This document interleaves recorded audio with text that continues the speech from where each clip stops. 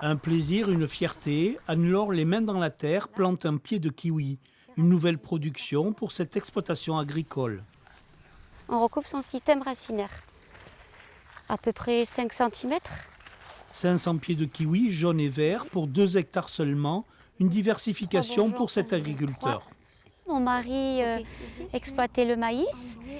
Donc nous venons hier de planter les premiers plants de kiwi.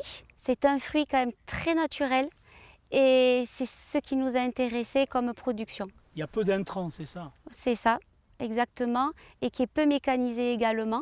C'est un métier très manuel. Un investissement important pour une plantation qui produira pendant une trentaine d'années.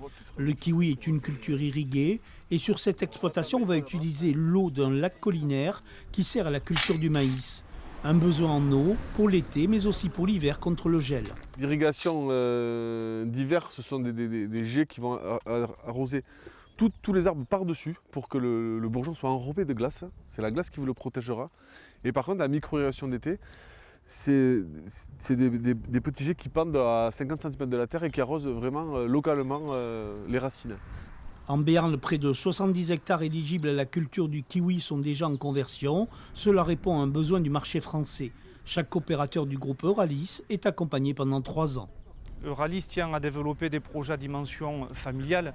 Donc en plafonnant la mise en place de vergers entre 1 et 3 hectares, on estime à 100, 120 agriculteurs porteurs de projets pour arriver à remplir ces 200 hectares et produire les fruits à destination d'un marché qui est en très très forte demande et en demande croissante. Dans 3 ans, la plantation de Bournos sera mature et les premiers kiwis pourront être commercialisés via la coopérative landaise SCAP.